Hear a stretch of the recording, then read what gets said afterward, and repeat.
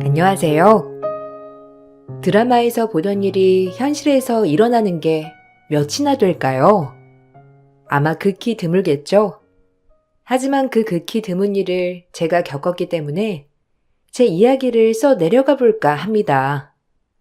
가난하지만 남한테 절대적으로 피해를 끼치면 안 된다고 제가 늘 가르쳐 줬기 때문에 딸은 앞날만 잘 보며 달려왔어요.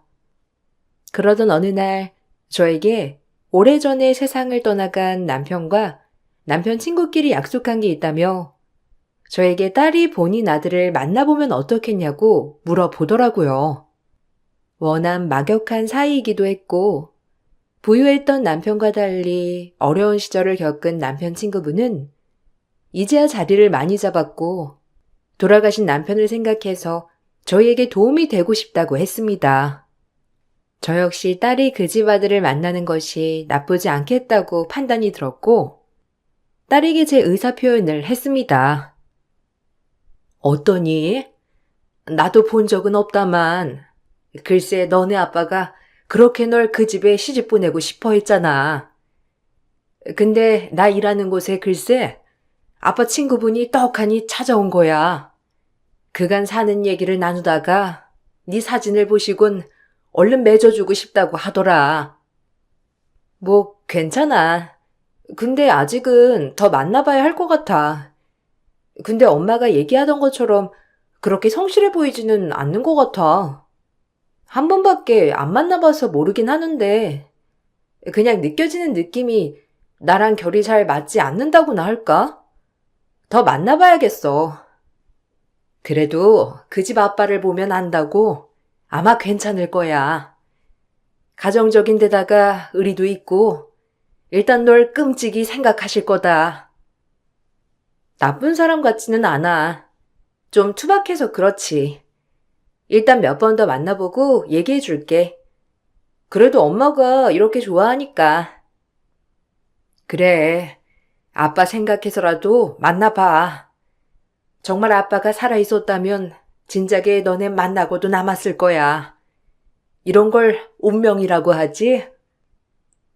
직접 보진 않았지만 저는 내심 딸아이가 그 남자를 만나길 바랬고 부모 욕심에 없으면 못 살 것 같은 사랑보다는 안정적인 사람을 만나 가정을 꾸리면 좋겠다 싶은 마음이 컸기 때문에 딸에게 남자에 대한 마음을 열게 하였죠. 막상 마음을 열고 마주하다 보니 딸도 본인과는 다른 면모가 많아 반대의 성향이 참 끌린다고 하더라고요. 그리고 일은 빠르게 이루어져 결혼까지 이어졌습니다. 연애 땐 딸과 저에게 잘 보이려고 했던 모습들이 참 귀여워 보였고 무엇보다 딸에 먼저 시집간 친구들이 시댁 때문에 골머리 앓는 것을 많이 보았기 때문에 딸은 본인을 이렇게 좋아해 주시는 시아버지가 계시는 게 천군만마를 얻은 느낌이라며 좋아했어요. 내가 우리 한이랑 한 약속을 지키다니. 우리 권혜 정말 잘해줄 거다. 그러니까 이 아빠만 믿어. 날 시아버지가 아닌 아빠라고 생각하고 그동안 힘들게 살았던 거 다 보상해 줄게. 내가 한이한테 미안한 것도 많고 받은 것도 많아서 그래. 감사해요. 제가 결혼하는 모습을 아빠가 봤다면 정말이지 기뻐하셨을 테지만 그래도 이렇게 아빠와의 약속을 지켰으니 아마 아빠도 행복하실 거라고 생각해요. 아버님 저도 최대한 아버님한테 받은 은혜 되갚는 며느리가 되도록 노력할게요. 아니야. 그러지 않아도 돼. 넌 그냥 잘 먹고 잘 자고 잘 살면 그만이다. 내가 한이한테 그래야 면목이 서서 그러는 거야. 우리 아들이 모자란 게 많아. 솔직히 너보다 학력도 딸리고 돈만 있지 나은 게 하나도 없어. 그래도 네가 잘 이끌어주길 바란다. 에이, 아니에요. 성현 씨가 얼마나 추진력도 강하고 책임감이 있는데요. 전 저랑 달라서 너무 끌려는걸요? 저도 잘할게요. 넌 참 말도 듣기 좋게 하는구나. 한이가 널 진짜 잘 키웠어. 내가 한일을 하니까 넌 안 봐도 비디오라는 거야. 아주 잘 컸어. 딸에게 아무것도 바라는 게 없다는 시아버지의 말에 눈물이 핑 돌았고 결혼을 하고 행복한 신혼생활을 시작하였어요. 사위는 사업을 하는 사람이었고 딸은 은행원이었는데 딸이 직장인이라 그런지 사업하는 사이를 이해하지 못할 때가 많았지만 결혼은 맞춰나가는 거라고 생각했기 때문에 문제되지 않을 거라고 생각했어요. 하지만 제가 생각하는 것 이상으로 둘은 맞지 않았는데 연애 때는 그래도 딸에게 잘 맞춰주고 저에게도 잘하려고 하는 모습을 많이 보였기 때문에 맞지 않는 부분은 당연히 점점 맞춰줄 거라고 착각을 했었어요. 하지만 사이는 딸과 연애 때와는 완전 180도 다른 사람이 되어 있었고 딸에게 늘 화를 내곤 했어요. 자기 한 달에 집을 총 몇 번 들어온 줄 알아? 아무리 사업하고 바쁘다고 하더라도 이건 아니지. 신혼인데 같이 있는 시간도 없고 말도 없이 외박에 맨날 술해. 내가 사업은 모르지만 사업하는 사람들이 다 그러는 건지 이해가 안 간다. 가정이 화목해야 사업이 번창하는 거지. 그렇게 밖으로만 돌면 되겠어? 그러지 말고 술도 좀 줄이고 우리 잘 맞춰보자. 꽉 막혀가지고 왜 그래? 네가 남자들 사업하는 게 어떤 의미인 줄이나 알아? 어차피 내가 주는 돈 갖다 쓰는 주제에 나한테 이래라 저래라 하지 마. 난 누구 명령 받으면서 사는 사람 아니니까 주제를 알아야지. 어디서 나한테 훈계질이야? 주제? 나한테 지금 주제라고 했어? 와, 진짜 말 막한다. 원래가 이런 사람이었나? 내가 몰랐던 거지, 당신을? 솔직히 아버지 때문에 당신이랑 결혼한 거야. 그러니까 나한테 다정한 거 기대한다면 오산이야. 당신도 마찬가지로 우리 아버지 때문에 결혼한 거 아니야?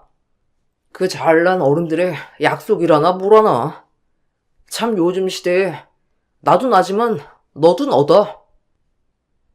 난 당신이 이런 태도였으면 절대 당신이랑 결혼하지 않았을 거야. 진짜 반전이다. 당신이 그런 마음을 갖고 있었다니. 이제 내 마음 알았으니까 피차 건들지 말자고. 어차피 난 이 결혼 허울뿐이라고 생각했으니까 너 역시도 기대하지 마. 연애할 때 너한테 환심 산 거 다 우리 아버지 때문이니까 오해하지 말고. 나 원래 이런 사람이야. 그러니까 네가 나한테 맞춰.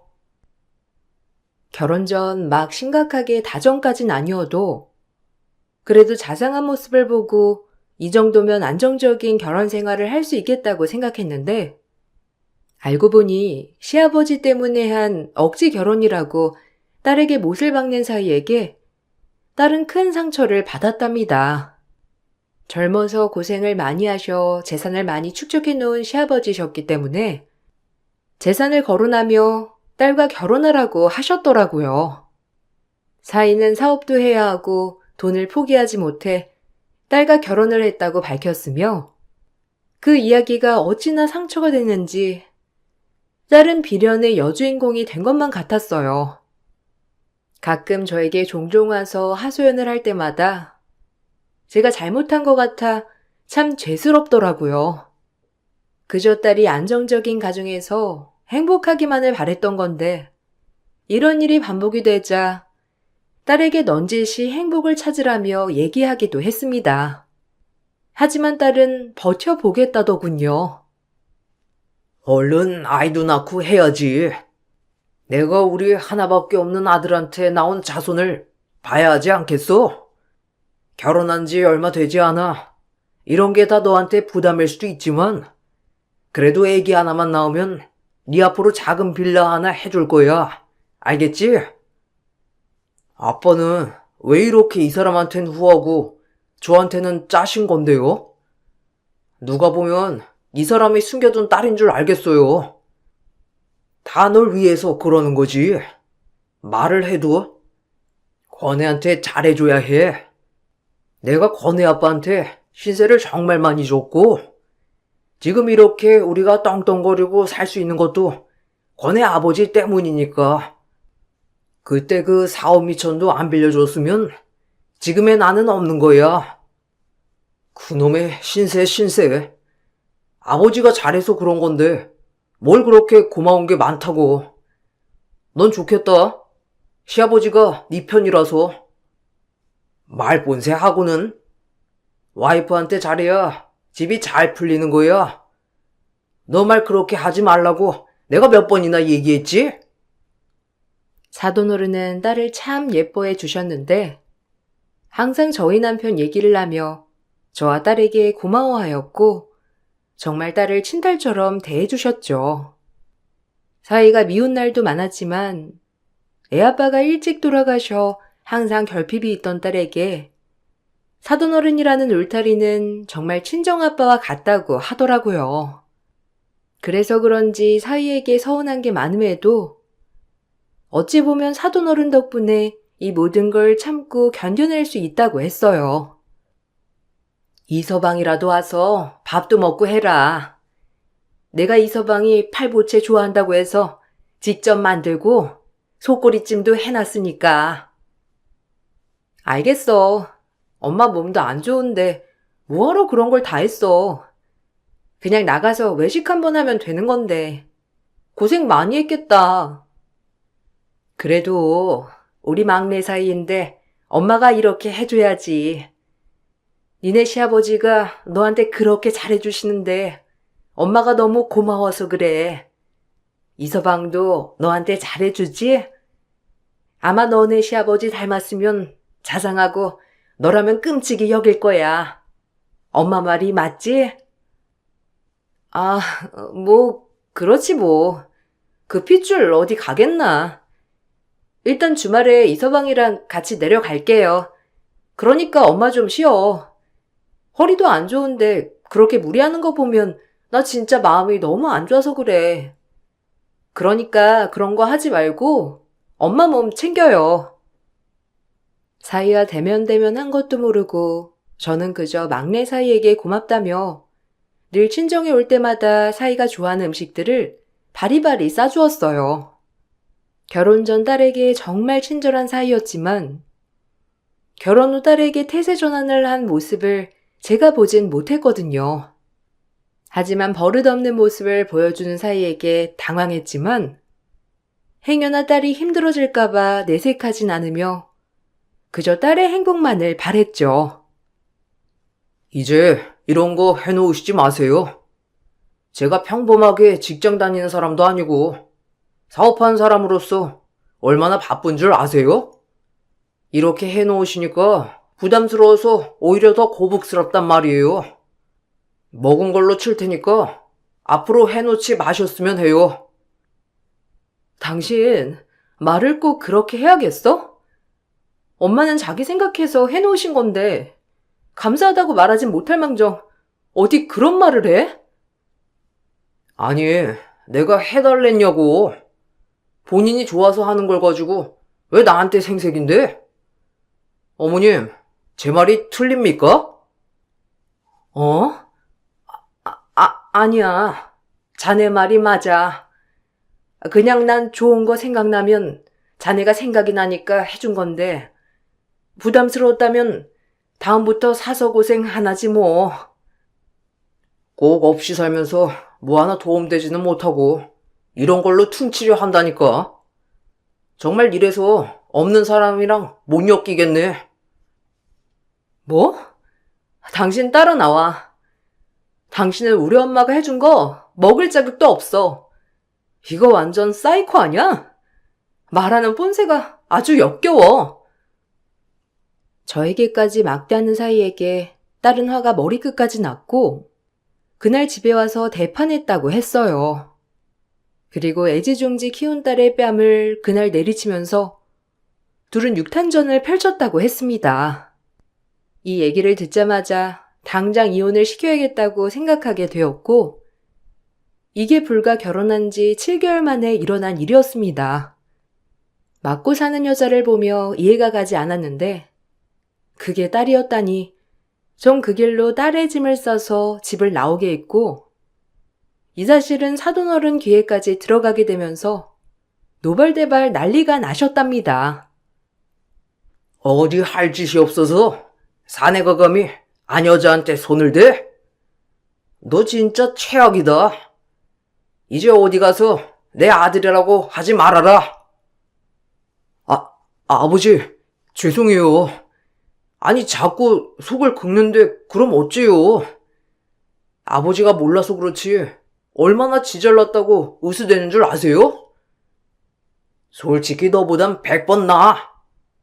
내 배경만 믿고 그렇게 돈만 써대는 너랑 늘 매사에 열심히인 새아가랑 같냐? 너한텐 아주 아까운 인물이라고.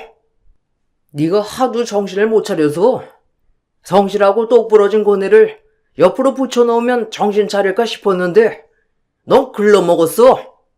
권해 마음 풀어서 다시 이 집에 들일 거 아니면 넌 내 아들 아닐 줄 알아. 이 못나고 한심한 거사. 무슨 수로 마음을 돌려요. 아버지는 늘 저한테만 이렇게 엄격하시죠? 너무하세요. 진짜 걔가 뭐라고 이러시는지. 사돈어른의 호통 때문이었는지 집 나간 딸을 찾아와 사이는 무릎을 꿇고 애원을 하였고, 다시는 안 그러겠다고 다짐을 하더라고요. 사실 용서하고 싶지도 않았고 이혼을 해야 맞는 거라고 생각했지만, 보수적인 한국 사회에서 딸이 이혼녀로 사는 게 힘들겠다는 생각이 먼저 들었습니다. 그리고 본인이 선택한 인생이니 책임을 끝까지 져보고 싶다더라고요. 이렇게 사과하니 넘어가게 되었고, 100번을 넘게 말렸지만 그래도 딸은 한 번쯤은 용서해주고 싶다고 했는데 마음이 아팠지만 멀리서 응원해줄 수밖에 없더라고요. 다신 안 봐줄 거야. 처음이자 마지막이라고 생각할게. 그리고 나 당신이랑 정말 잘 지내고 싶어.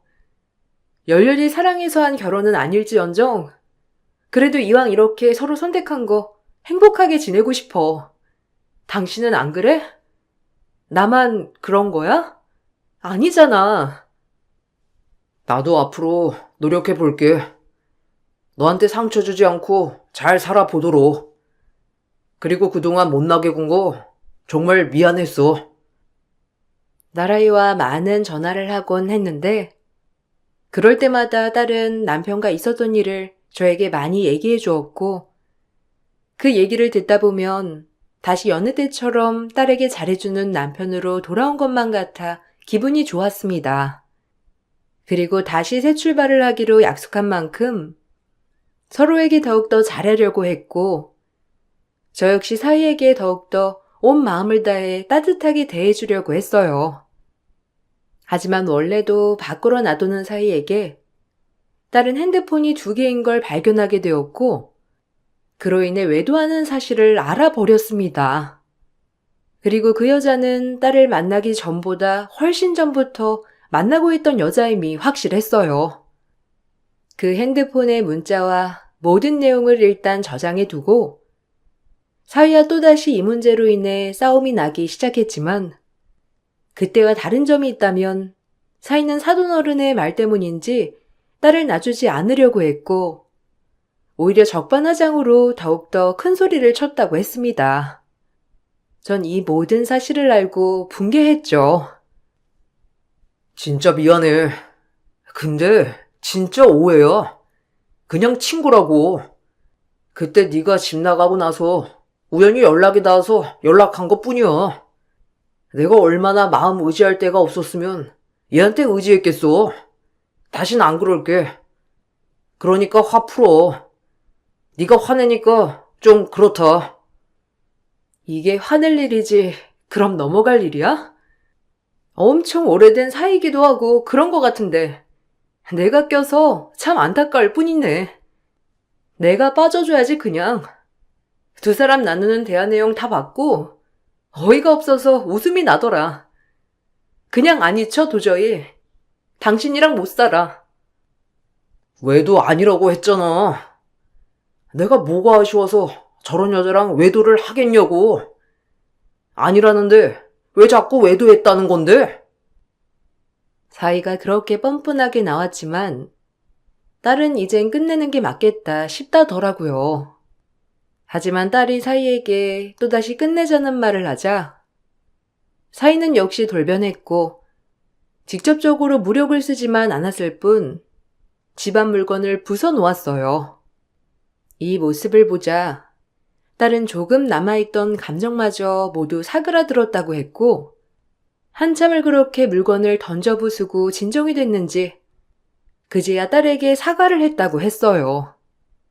그리고 본인의 잘못을 인정하고 사과를 했음에도 딸이 받아주지 않자 또다시 막말이 시작되었고 딸의 마음이 풀어질 때까지 은행 출근도 못하게 하며 끝끝내 본인의 사과를 받게 했다고 했습니다. 넌덜머리가 나고 질력난다는 말이 이 느낌이었어요. 너 나한테 못 벗어나. 내가 미쳤냐? 너랑 이혼을 하게? 그리고 사과했잖아. 근데도 안 받아줘? 네가 뭐가 잘났다고? 또 내 자존심을 깔아뭉개? 나도 우리 아버지 아니었으면 너 같은 거랑 결혼 안 했어. 주제를 알아야지. 나를 감히 업신여겨? 정신 차려 제발. 아버님이 왜 당신을 못 믿어 하시는지 정말 잘 알겠다. 어려서부터 싹을 본 거지. 당신의 이런 행동들. 이게 미쳤네 진짜. 어쨌든 넌 못 벗어나니까 그리 알고 그냥 현실에 수긍하면서 사는 게 좋을 거야. 그게 심신 안정도 되고. 그 후로 시간이 많이 필요했고 딸은 사이와 이혼을 하고 싶어 했지만 사이는 외도가 절대 아니라고 개길이 날뛰면서 오히려 딸을 정신병자 취급을 했어요. 전 이 이야기를 다 듣고 어떻게 하면 좋을까 하는 생각에 사로잡혀 있었고 마음 같아선 당장의 딸을 데리고 오고 싶었지만 이대로 사이를 그냥 두는 것 자체가 용납이 되지 않았어요. 모든 걸 돌려주고 싶었거든요. 그때 딸의 생일이 다가왔고 저는 막내딸 생일이라고 시골에서 딸이 좋아하는 음식들을 이것저것 준비해서 올라가게 되었습니다. 그래도 너 이런 거 못 먹지? 아무리 서울 음식이 좋아도 엄마가 해준 것만 하겠어? 시장에서 재료 좋은 걸로다가만 준비한 거야. 네가 이거 얼마나 좋아하니? 근데도 얼굴이 왜 이렇게 안 됐어? 살이 쏙 빠졌네. 얼마나 마음고생을 했으면 그래. 아니야. 연락이라도 하고 오지. 터미널에서 여기까지 오는데 못 타고 왔어? 내가 데리러 가면 되는데 이 무거운 걸 들고. 뭐하러 그래. 두 다리가 멀쩡한데. 너 피죽도 못 먹은 애 같다. 어쩜 그래. 아유, 내 정신 좀 봐라. 바쁘지? 이것만 주고 간다는 게. 이거 꼭 끓여서 밥이랑 먹고 엄마한테 먹고 싶은 거 종종 말하면 가져다 줄게. 너 엄마 밥 좋아하잖니? 알겠어요, 엄마. 좀 더 이따 가시지. 올라오시자마자 가시려고요? 나랑 밥도 먹고 좀 놀다가 가. 내가 마음이 안 좋잖아. 아유, 시골 사람 할 거 엄청 많아. 내일 일 나가려면 준비도 해야 하고 이것만 전달해 주러 온 거야. 그래도 얼굴 봤으니 됐다. 저는 딸을 보자 눈물이 나올 것 같아 음식만 서둘러 놓고 가려고 했고 장모가 왔는데도 불구하고 아직까지 침실에서 자빠져 자고 있는 사이를 보자 화가 났습니다. 하지만 괜히 딸에게 피해를 주고 싶지 않아 서둘러 집에 갈 채비를 했고 얼른 딸아이를 이혼시켜야겠다고 마음을 먹었어요. 모든 것의 시작이 저였다고 생각이 들었고 애초에 딸에게 만남을 주선한 것도 저였으니 다 제 탓을 할 수밖에 없더라고요. 그리고 급격히 마른 딸에게 이것저것 사 먹으라며 돈을 주고 온다는 게 돈은 깜빡 잊고 주고 오지 않았다는 것을 알게 되었고 다시 발길을 돌려 딸네 집으로 향했습니다. 그리고 문 밖에서 둘의 대화를 듣고 오장육부가 뒤집어지는 줄 알았는데 말로만 듣던 행동을 눈으로 보게 되니 심장이 벌렁거렸죠. 참나, 시골에서 있던 걸. 하여튼 수준 안 맞아서 원. 누가 먹는다고 이런 걸 가져오냐? 네 취향이냐? 여하튼 촌스럽다니까. 입 다물어. 네 입이 고급이라서 그런 인성을 가진 거니? 넌 내가 어떻게 할지 생각 중이니까 나 건드리지 마. 폭발하기 전에. 아빠 귀에 들어가면 넌 진짜 내가 가만 안 둘 줄 알아. 내 성질 알지? 그러니까 나 건드리지 말라고. 그냥 남남처럼 살자. 아니, 남남처럼 왜 살아? 아예 남남이 되고 말지. 난 너랑 못 살아. 그 문자 내용에서 보듯이 그 여자랑 살아. 너랑 잘 어울리겠더구만. 이게 또 아니라니까 막말하고 있네. 됐고, 냄새나는 니네 엄마, 여긴 다신 못 오게 해라. 어디 딸네 집을 드나들어? 막내딸 집에 들렀다 돌아가는 길에 돈 좀 지어줄 겸 다시 갔더니 사이가 저런 말을 내뱉고 있더라고요. 전 그 즉시 어딘가에 전화를 걸었고 한참 전화를 한 상대를 기다리다가 같이 다시 딸네 집으로 들어가게 되었어요. 그리고 나와 함께 따라 들어온 한 여자를 보자 사이가 퍼렇게 질려 납작 기어 오더라고요. 그 꼴을 보아하니 이제 됐다 싶은 것이 웃음이 나왔습니다. 아니, 네가 여긴 어떻게... 장모님, 뭔가 오해가 있으신 것 같은데요. 혹시 두 분이 어떻게 아는 사이죠? 아이씨, 기막혀. 어떻게 하는 사이긴 내가 부탁했지. 네 꼬락서니를 보니 내 딸이랑 좋게 이혼해줄 생각은 없는 것 같고 딸 피 말리는 것 같아 내가 다 알아봤어. 외도가 아니라고? 어디서 뻔뻔하게 거짓말을 해? 이 여자한테는 모든 걸 다 줄 것처럼 곧 이혼할 것처럼 했다더구나. 내가 이 아줌마한테 얘기 듣고 얼마나 어이가 없었는지. 오빠, 이 여자랑 이혼하고 나한테 온다고 하지 않았어?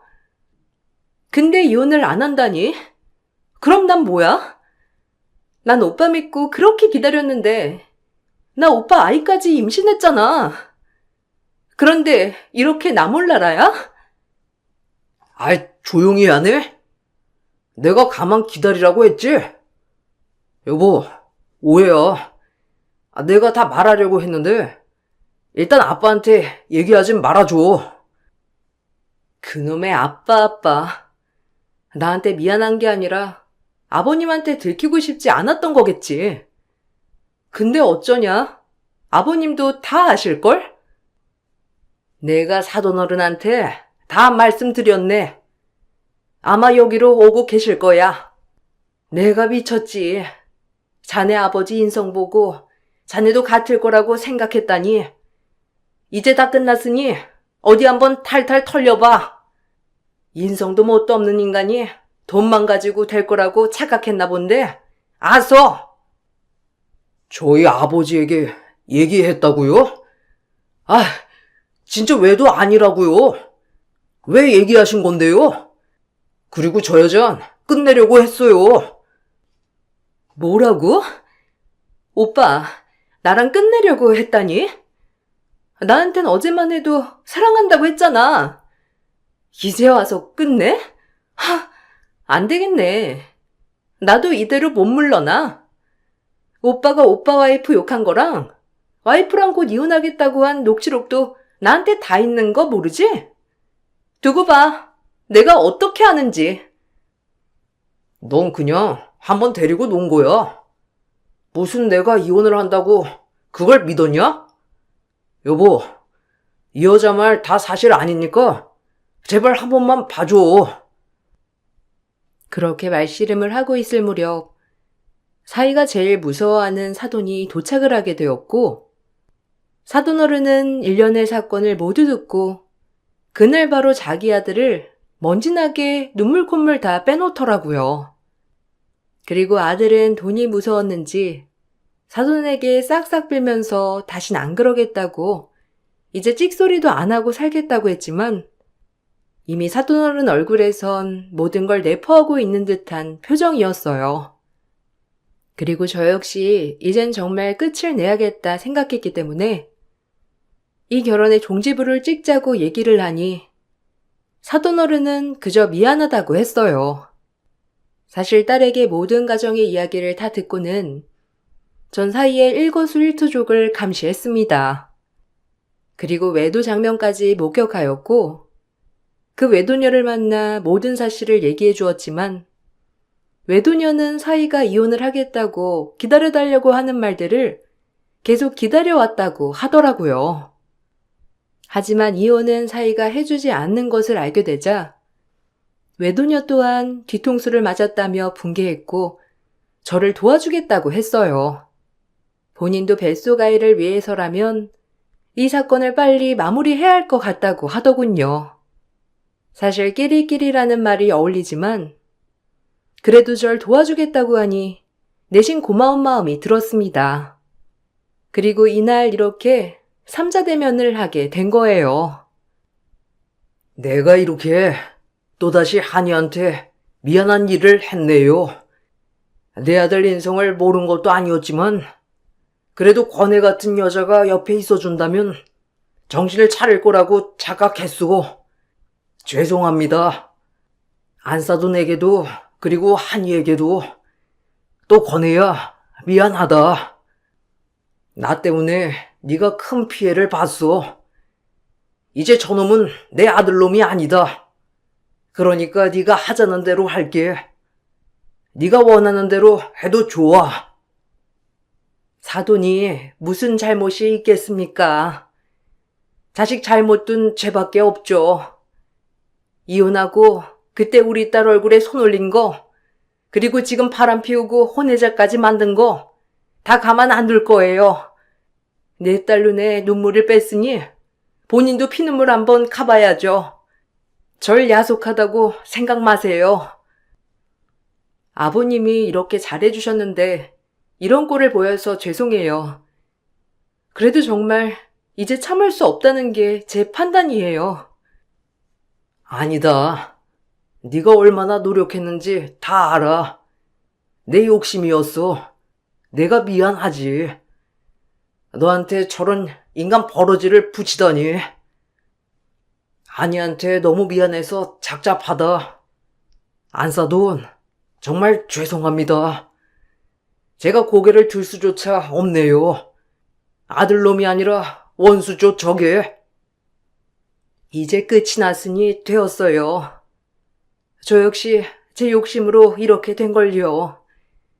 딸아이한테 제일 미안하고 또 미안합니다. 아니야, 엄마. 나 역시 처음에 엄마 말만 들은 거 아니고 나도 좋아서 한 결혼이잖아. 그러니까 너무 죄책감 갖지 마셔요. 그리고 이혼 소송은 일사천리로 이루어졌는데 물론 상간녀에게도 소송을 걸어 위자료를 받게 되었고 사이에게도 위자료를 받게 되었답니다. 두 사이에 자녀는 없었기 때문에 양육권 다툼을 할 일은 없었고 오히려 사돈어른은 법정에서 나온 위자료 금액보다 딸에게 더욱더 큰 것을 해주었어요. 강남에 본인이 가지고 있던 아파트 한 채와 위자료를 따로 챙겨주신 거죠. 미안하다. 다 내 욕심이었어. 나중에 한이 얼굴을 어찌 볼지. 그리고 넌 뭐든 잘 될 거다. 비록 저런 버러지 같은 인간에게 상처를 받았지만 앞으로 네 행보 모든 날들을 응원할 거야. 그러니까 이 아빠 용서해 줄래? 짧은 시간이었지만 그래도 널 내 딸이라고 생각했지 며느리라고 생각한 적은 한 번도 없었어. 참 이제 와서 이런 말들이 뭐가 필요하겠니? 정말 미안하고 고마웠다. 아버님, 감사했어요. 솔직히 이 사람 때문에 힘들었을 때 제 곁에서 힘이 돼준 건 아버님 뿐이었어요. 그나마 저 역시 아버님 때문에 버틸 수 있었다고 해도 과언이 아니에요. 시간이 얼마나 걸릴지 모르겠지만 제 마음 추스르고 연락드릴게요. 죄송했고 감사했습니다. 마지막으로 이렇게 끝이 났는데 딸은 시아버지한테 죄송해서 눈물을 많이 흘렸지만 그래도 앞으로 더 잘 살아내겠다며 의지를 다지더라고요. 저 역시 딸에게 미안한 마음, 그리고 사돈어른에게 미안한 마음이 들었어요. 그리고 사이는 상간녀와 사이도 파탄이 났고 그 과정에서 상간녀가 아이까지 출산했기 때문에 다달이 양육비를 주어야 했습니다. 또한 사돈어른에게 바로 버려지게 되었는데 사돈어른은 하나뿐인 아들이지만 이제 마지막 기회까지 져버리는 아들을 보고 그게 실망을 하신 거예요. 난 너 같은 아들 필요 없어. 내가 어떻게 이 자리까지 올라오게 되었는데 넌 이 자리를 오를 자격이 없단 말이야. 나 죽으면 내 재산 없이 살지만 밝게 살아가는 청년들한테 기부하고 죽을 거다. 그러니까 이젠 넌 내 아들 아니야. 다신 보지 말자. 아빠, 아니 아버지, 제가 어떻게 아버지 아들이 아니에요. 하나뿐인 아들인데 이렇게 내치시면 어쩌라고요. 어려서부터 너에게 기회를 참 많이도 줬지만 넌 단 한 번도 나에게 기쁨을 준 적이 없지. 그저 큰 바람도 아니었고 좋은 여자 만나서 아이 낳고 행복하게 사는 그 모습을 보고 싶었을 뿐인데 그것도 하지 못하는 너를 보고 깨달았어. 이젠 널 놓아야 할 때라고. 나 죽어도 장례 치러줄 사람 많으니 신경 쓰지 말고 이젠 남남처럼 살자. 그리고 이제 네 돈은 네가 벌어서 써. 당장 자금줄을 먹으면 제 회사는 어떡하라고요, 아버지. 회사는 좀 도와주세요. 그렇다고 치더라도 회사는 제발요. 나 없으면 망하는 네 회사? 그딴 게 회사라고 가지고 있어? 당장 정리하고 이제 네 몸뚱이로 맞는 일을 찾아서 해. 저 아버지 없으면 아무것도 못하는 거 아시잖아요. 어떻게 이렇게 내치세요? 아버지는 피도 눈물도 없어요? 넌 내 생각 단 한 번도 해준 적 있냐? 이제 주기만 하는 거 나도 싫어. 이제 내 아들 아니니까 이렇게 빌지도 마라. 아빠, 제발요. 돌아가신 엄마를 생각해서라도 이러시면 안 되죠. 저 혼자 못 살아요. 아빠가 필요하다고요. 어디서 엄마를 입에 올려 너 같은 게. 널 낳고 미역국 먹은 네 엄마가 불쌍하다. 다신 연락 말고 알아서 살아. 결국 부잣집 도련님은 그렇게 한순간에 거짓 신세로 몰락하게 되었죠. 애아빠가 살아있을 때부터 사돈어른이 독하다고 많이 들어왔던 터였기 때문에 어찌 보면 본인 아버지가 이렇게 무서웠으니 그동안 딸과 이혼을 절대적으로 하지 않으려고 했다는 것도 이해가 가더라고요. 딸아이는 은행 지점도 옮기고 새 출발을 하며 살고 있어요. 이혼녀라는 타이틀이 있지만 그래도 밝은 모습으로 살아가려고 하고 오히려 행복하다고 말해주는 딸 덕분에 그래도 조금의 위안을 얻고 있습니다. 그저 좋은 남자를 만나 잘 살길 바랬었는데 조금 더 신중하지 못했다는 것을 저 역시 많이 깨닫고 반성했어요. 그리고 이제 제 남은 생, 딸아이가 행복할 수 있다면 모든 걸 다 해줄 생각입니다. 이렇게라도 제 미안한 마음을 대신하고 싶거든요. 이런 일을 겪고 참 많은 생각을 했는데 급하면 체한다는 말이 딱인 것 같아요. 더 알아볼 걸 후회만 남는 사건이었지만 그래도 저 역시 늦은 나이 또 다른 깨달음을 얻은 것 같은 이야기예요. 제 남은 생 딸아이에게 더 많은 행복을 줄 수 있게 살아가 보겠습니다. 추운 날 감기 조심하시고 오늘 하루도 평안히 보내시길 바랄게요. 감사합니다. 안녕하세요. 저는 60대 초반 여자입니다. 요즘 세상이 좋아져서 생활의 불편함을 해결할 수 있을 만큼 도움을 받을 수 있다는 거에 감사함을 느끼고 있습니다. 저는 몇 년 전에 유전자 변형으로 인한 청각장애 판정을 받게 되었고, 현재 인공와우라는 청각 수술을 받아 다시 세상과의 소통을 시작할 수 있게 되었습니다. 그리고 청각 수술이 저에게 많은 변화를 가져오게 만들었죠. 처음부터 저는 청각에 문제가 생긴 게 아니기 때문에 어느 날 갑자기 주변의 소리나 대화를 주고받을 때 들리는 목소리가 너무 작게 들려 피곤해서 나타나는 증상인 줄 알았어요. 그런데 하루가 다르게 제 귀는 먹먹한 느낌이 들었고, 바쁜 일상 때문에 한동안 병원을 찾지 못하고 지나가다가 어느 순간부터 주변의 소리를 전혀 듣지 못하게 되었습니다. 그때 정말 무언가 덜컥 내려앉는 느낌이 들었었죠. 너무 혼란스럽고 무서워서 급하게 병원을 찾아 검사를 받았을 때 저는 청각의 기능을 거의 상실한 상태였습니다. 의사는 여러 가지 방법을 알려주셨고, 보청기의 도움을 받으면 그래도 어느 정도는 소통이 가능하다는 말에 당장 급하게 수술을 결정하기보다는 보청기로 생활하는 걸 선택하게 되었었죠. 정말 다행이었던 건 보청기 덕분에 한시름 놓을 수 있었고, 제 귀에 문제가 생겼다는 소식을 듣게 된 딸은 급하게 집으로 달려와 저를 보자마자 눈물을 쏟아냈습니다. 저도 놀랄 정도였는데 딸은 저보다 더 놀란 것 같아 너무 마음이 안 좋았어요. 시간이 지날수록 점점 들리지 않게 될 거라는 의사의 진단에 대해 알려주었고, 딸도 수술에 대해서는 조심스러워하는 것 같아 보였습니다. 저도 걱정이 되긴 했었죠. 아무래도 수술 후 부작용이라는 게 아예 없는 건 아니었기 때문에 최대한 신중할 필요가 있었습니다. 그래서 보청기의 도움을 거의 받지 못할 경우 청각 수술을 그때 하기로 결정하게 되었네요. 딸은 지방에서 일을 하기 때문에 저와 자주 얼굴을 볼 수 있는 사이는 아니었어요.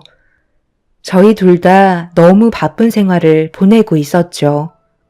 남편이 암으로 세상을 떠난 지 10년 가까이 되면서 저희의 삶에도 많은 변화가 찾아왔었는데요. 저는 식당에서 일을 하고 딸은 지방에서 자신이 원하는 회사에 들어가 열심히 일을 하고 있었기 때문에 한 달에 한 번 얼굴 보는 것도 쉽지만은 않았습니다. 그래도 통화는 자주 했었기 때문에 크게 외롭다고 느껴본 적은 없었는데, 몸에 문제가 생기기 시작하면서 또 다른 예상치 못했던 일들이 펼쳐질까봐 걱정은 하고 있었습니다. 딸은 지방에서 하는 일을 그만두고 올라오겠다는 말을 했지만 보청기 도움을 받고 있었기 때문에 생활에 불편함이 크게 없는 만큼 딸이 잘 다니던 회사까지 그만두는 건 아니라고 생각했고, 대신 그날 이후 딸은 주말마다 저를 보려고 지방에서 자주 올라와 주었네요. 그렇게 생활한 지 몇 년이 지났을 시점에 더 이상 보청기의 도움을 받는 게 힘들 것 같다는 느낌을 계속해서 받기 시작했어요. 점점 귀머거리가 되어가고 있다는 걸 느끼고 있었죠. 처음에는 정말 당황스러웠었는데 현실을 받아들이고 살다 보니 어느새 적응하며 살고 있어서 크게 두렵거나 하지 않았습니다. 불편한 게 있다면 몇 년 전에는 한 번 정도 되물었다면 지금은 상대방의 입을 안 보고 대화를 하게 된다면 몇 번이고 되물어야 하는 상황이 생기게 되었죠. 보청기를 끼고도 그 정도였기 때문에 보청기를 귀에서 뺀다면 누군가 제 옆에서 말을 해도 전혀 듣지 못하는 장애를 가지게 되었습니다. 제 몸은 시간이 지날수록 변하고 있다는 걸 딸에게는 표현하고 싶지 않았고, 걱정하는 모습을 보는 것도 원하지 않았습니다. 의사는 보청기에 도움을 받지 못할 정도가 되었다면 수술을 고려해보는 게 좋을 것 같다는 말을 해주셨고, 저도 어느 정도는 마음의 준비를 하고 있었네요. 주변에서 수술 경험을 들어보면 수술 후 부작용을 겪고 있는 사람은 극히 드물었기 때문에 저도 계획을 시작하게 되었고, 주말에 딸이 저를 보러 올라오면 수술에 대해 얘기하는 게 좋을 것 같다고 판단하게 되었어요. 그렇게 주말에 올라온 딸과 함께 저녁을 먹으며 대화를 시작했고, 제 고민을 털어놓으려는 순간 딸이 먼저 저에게 뱉은 한마디에 저는 수술을 하겠다는 계획을 선뜻 말하지 못했습니다. 이유는 딸한테 좋은 사람이 생겼는지 결혼하고 싶다는 말을 먼저 꺼내놓게 되었고, 최대한 빠른 시일 내에 식을 올렸으면 한다는 말에 결혼 비용부터 머릿속에 떠오르게 된 저는 수술은 차후에 금전적인 상황을 보고 결정을 하기로 변경하게 되었습니다. 그렇게 대화를 주고받는 동안에도 딸은 제가 몇 번이나 알아듣지 못하고 되묻는 모습을 보며 걱정하고 있길래 일찍 쉬면 괜찮다고 대충 상황을 둘러댄 다음 결혼을 약속한 남자와 언제 저희 집에 올 건지 시간 계획을 세우게 되었고, 그렇게 일정을 잡은 다음 저는 딸이 그동안 만나고 있었던 남자를 보게 되었네요. 첫인상은 상당히 좋아 보였고, 제 딸을 잘 챙겨주는 모습과 매너 있는 행동들은 저를 안심시키게 만들었어요. 그런데 어머님, 귀가 잘 안 들리신다면서요? 어쩌다 갑자기 그런 병이 생기셨어요? 생활하는데 많이 불편하시죠? 예은이한테 듣긴 했었는데 보청기가 이젠 크게 의미가 없으실 정도로 잘 안 들리신다고 하셔서 정말 걱정이 많았거든요. 그런데 오늘 어머님과 대화를 나누는데 전혀 불편함을 느끼지 못하겠는데요? 보청기를 빼면 아예 듣지 못하시는 거예요? 제가 좀 찾아보긴 했는데 수술을 하면 생활의 불편함을 거의 느끼지 못한다면서요? 나도 청각장애가 생기고 나서부터 여러 모임에도 다니면서 수술받은 분들의 경험을 들어보면 크게 후유증을 느끼지 못했다는 분들이 대부분이어서 고려를 하고 있긴 한데, 그래도 꽤 큰 수술이라 충분히 고민하고 어떻게 할지 결정을 하려고 하거든. 내 걱정은 안 해도 되니까 예은이만 잘 챙겨주게. 그건 걱정하지 마세요. 제가 어머님 걱정 안 하시게끔 좋은 남편이 되도록 많이 노력하겠습니다. 그럼 저희 결혼 허락해 주시는 건가요? 예비사이는 제 귀가 잘 들리지 않는다는 걸 알고 최대한 목소리를 높여서 저를 배려해주고 있는 모습과 제가 청각에 문제가 생겼다는 걸 알고 많은 것들을 알아봤다는 모습을 보곤 제 딸도 세심한 부분까지 잘 챙겨줄 것 같아 크게 걱정은 없었어요.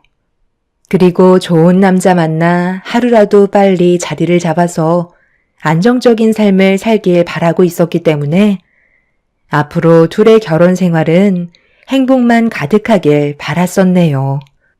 그렇게 처음으로 예비사위를 맞은 뒤 저는 자연스럽게 상견례 자리에 참석을 하게 되었고, 예비사위의 부모님과 인사를 주고받으며 좋은 분위기를 이끌어가고 있었는데, 그날따라 보청기에 문제가 생긴 건지 상대방의 말소리가 들렸다 안 들렸다를 반복하기 시작했어요.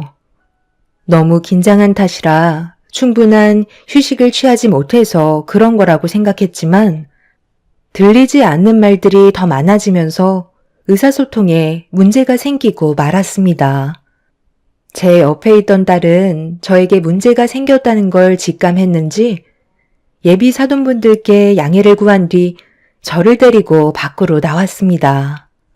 딸은 귀가 잘 안 들리냐고 가까이 다가와서 물어보자 그제서야 들리기 시작해 많이 긴장해서 그런지 대화 소리가 잘 안 들린다며 난감한 표정을 보이면서 대화를 이어나가는 건 힘들 것 같다며 자리에 앉아만 있겠다고 예비 사돈분들께 양해를 구해달라는 부탁을 하게 되었네요. 그렇게 딸과 간단한 대화를 끝낸 뒤 들렸다 안 들렸다 하는 보청기를 다시 껴보기도 하고 심호흡도 크게 쉬면서 최대한 침착하게 마음을 가다듬고 다시 자리로 돌아와 앉으려는데 예비 사돈이 옆에 앉은 제 딸에게 말을 건네는 순간 대화 소리가 아주 희미하게 들려오기 시작했어요. 언제부터 청각에 문제가 생기신 거야? 이래가지고 결혼식은 가능하겠어? 의사소통이 돼야 식을 진행하던 말던 하지. 그리고 청각장애도 유전 아니니? 혹시 태어날 내 손주한테 청각에 문제라도 생기게 될까봐 걱정이 되는데 병원에서 확실하게 유전은 아니라고 했었어?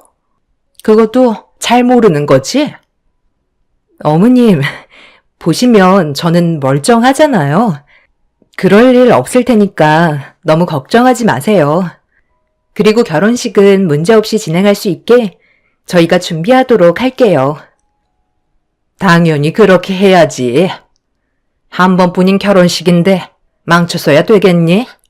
그런데 지금 상태를 봤을 때 우리가 나누는 대화도 전혀 듣지 못하고 계신 것 같은데 혼자서 다니시다가 위험한 일들도 자주 발생될 수도 있겠네.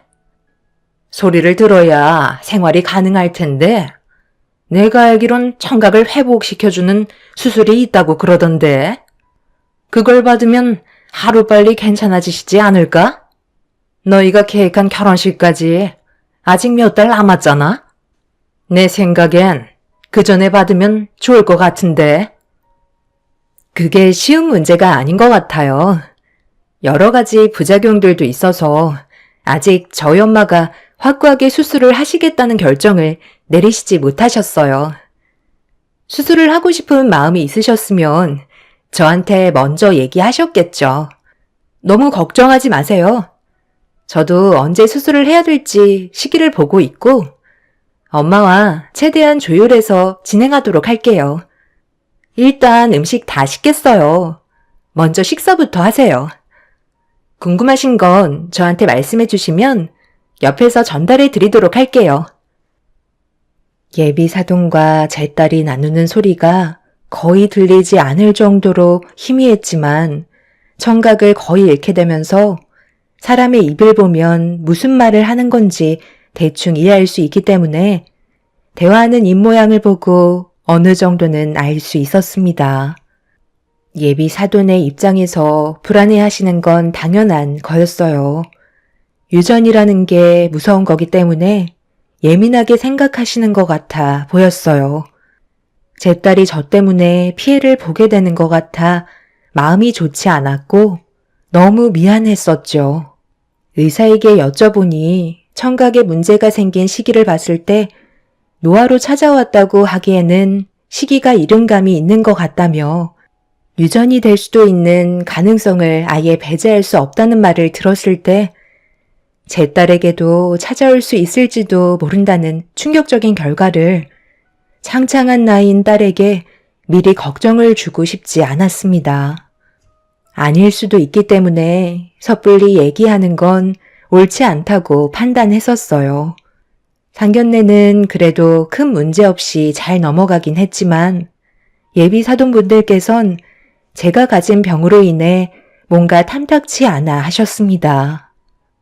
그렇게 길게만 느껴졌던 상견례가 끝이 나고 딸과 함께 집으로 돌아온 제가 어두운 얼굴을 하고 있자 딸은 그런 제 마음을 아는지 아무 말 없이 손을 잡아주었습니다. 어쩔 수 없이 최대한 빠른 시간 내에 수술을 하는 게 모두에게 도움이 될 것 같아 딸이 돌아간 이후 병원을 찾아가 의사와 상담을 받은 뒤 하루라도 빨리 수술 일정을 잡게 되었어요. 딸이 보호자로 제 옆에 있어주면 좋겠지만 일도 해야 되고 결혼 준비에도 워낙 바쁜 시간을 보내고 있었기 때문에 지인분께 도움을 요청해서 제 보호자로 수술을 받는데 도와주시기로 하셨고, 성공적인 수술을 하게 된다면 결혼식 날 제 딸에게 안심을 시켜줄 수 있을 것 같아 서프라이즈로 놀래켜 주려고 수술하는 걸 숨기고 있었죠. 그렇게 저와 딸은 각자 해야 될 일들을 바쁘게 처리해 나갔고, 정말 다행히도 수술은 성공적으로 마무리를 할 수 있었습니다. 그렇게 수술 후 몇 주가 지나고 완전히 치유된 걸 확인한 이후부터 전문 청각사의 도움을 받아 달팽이관에 이식된 전극의 소리를 저에게 맞게 조율을 하기 시작했고, 일주일에 한 번씩 조율을 시행해서 한 달 정도의 기간 동안 저에게 맞는 소리로 조율을 하게 되었어요. 딸은 제가 수술을 받은 사실을 모른 상태에서 바쁜 시간 쪼개가며 저를 보러 오려 했지만 일이 많이 바빠서 결혼식 날 보는 게 좋을 것 같다며 최대한 저를 신경 쓰지 않게 배려해 주었네요. 그렇게 몇 달간 적응하는 시간을 가지게 되었고, 보청기가 없어도 소리를 들을 수 있게 되었습니다. 수술 이후 후유증이 아예 없는 건 아니었지만 약간의 두통 빼곤 크게 문제될 만한 몸의 증상은 없었어요. 타인의 도움이 없어도 될 만큼 생활의 불편함을 느끼지 못했고, 그렇게 딸의 결혼식 전에 수술을 완벽하게 끝낼 수 있게 되었네요. 듣지 못해 답답했던 일상들의 불편함이 없어지니 너무 행복했고, 이 소식을 딸에게 최대한 빨리 알려주고 싶었습니다. 그렇게 결혼식 날이 다가오게 되었고, 저는 지인과 함께 딸의 결혼식을 참석하게 되었죠. 결혼식장은 북적이는 사람들로 정신이 없었는데, 신부 대기실에 제 딸이 들어가는 모습을 보곤 서둘러 수술 받은 걸 보여주려고 급하게 걸음을 재촉하며 뒤따라가고 있던 그 순간, 예비 사부인이 사위를 데리고 심각한 얼굴을 하며 어디론가 걸어가길래 저도 모르게 그 뒤를 따라가게 되었는데, 둘이 나눈 대화가 제 귀로 들린 순간 입을 다물지 못할 정도로 어마어마한 소리에 온몸이 떨리고 말았습니다. 제가 감당하기에는 너무나도 충격적인 일들이었네요. 그 말이 사실이야? 정말 새아가가 그렇게 얘기했단 말이야? 만약 계획대로만 된다면 우리는 큰 어려움 없이 큰 돈을 벌 수 있게 되는 거네. 그렇다니까요. 이번 결혼식 끝나고 신혼여행 다녀오면 2박 3일 정도 양가 집안 여행 계획 잡혀 있으니까 그때 예은이랑 계획했던 거 실수 없이 준비하면 될 것 같아요. 저희가 몇 달 동안 주위에 CCTV가 있는지 전부 다 확인해 봤는데 아무것도 없었거든요. 실패할 수가 없는 계획이니까 걱정하지 마세요. 그리고 아직 시작도 안 했는데 벌써부터 이런 일 가지고 불안해하시면 어떡해요? 예은이가 장모님이 세상 떠나시면 생명보험금으로 한 3억 정도는 들어온다고 한 것 같아요. 저희 둘이 형편도 좋지 않은데 그 정도 돈이면 정말 큰 돈인데 많은 도움이 될 수 있잖아요. 어차피 귀도 안 들리시니까 만들어낼 수 있는 이유는 정말 많고, 이번에 상황이 여의치 않아서 실패한다 해도 기회는 언제든지 있으니 너무 걱정하지 마세요. 저희가 계획한 대로만 따라주시면 될 것 같아요. 그런데 이제 곧 결혼식 시작할 때 됐는데 장모님은 도대체 왜 안 오시는 거지? 연락받은 거 없죠? 신부 대기실에 한번 가볼게요. 전혀 예상하지 못한 말을 듣게 된 터라 너무 충격을 받아 몰래 숨어서 엿듣고 있는데 저도 모르게 눈물이 흐르더라고요. 그동안 한평생 키워온 자식이 저에게 들어져 있던 생명보험금이 탐이 나서 말도 안 되는 계획을 세웠다는 거에 너무 큰 배신감을 느끼고 말았어요. 남편이 세상을 떠나고 혹시 모를 일을 대비해 제가 무슨 문제라도 생겼을 시 제 딸에게 조금이나마 도움이 되고자 딸의 도움을 받아 생명보험을 들었었는데 갑자기 귀가 안 들린다고 했을 때부터 딸은 겉으로 표현하지 않고 속으로 모든 걸 계획하고 있었다는 거에 온몸에 소름이 돋기 시작했습니다. 아무리 저희 집안이 부유하지 못하고 벌어모은 돈이 많지 않지만 그래도 행복하게 살아왔었다고 생각했었는데 딸은 그게 아니었던 것 같아 보였어요. 너무 화가 난 저는 후들거리는 다리를 힘겹게 일으켜 세운 뒤 천천히 걸음을 옮겨 신부 대기실의 문을 열고 들어갔습니다. 문을 열자마자 딸과 예비 사돈댁이 안 좋은 표정을 하고 있었고 저를 보자마자 딸은 왜 이렇게 늦게 왔냐면서 다그치기 시작했어요. 사위는 저를 걱정해주는 척 하면서 좀 전에 충격 때문에 비틀거리고 있는 저를 부축해 주었습니다. 그렇게 딸 앞에 다가섰는데 정말 너무 이쁜 신부였고 얼굴은 행복해 보였어요. 딸의 얼굴을 보니 결혼식을 망치고 싶지 않았습니다. 너무 큰 배신에 속은 끓고 있었지만 차마 이쁘게 화장한 딸을 망치고 싶지 않았어요. 저는 아무 말도 하지 않은 채 눈물을 흘리면서 딸을 바라보고 있는데 제가 귀가 들리지 않냐며 물어보는 말에 아무 말도 하지 않았습니다.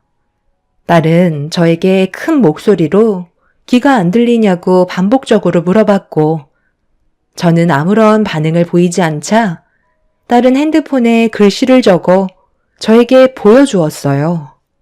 안 들리냐는 글씨를 보며 고개를 끄덕이자 딸은 한숨을 쉬더니 가족들 외엔 전부 다 나가달라는 말을 꺼내었네요.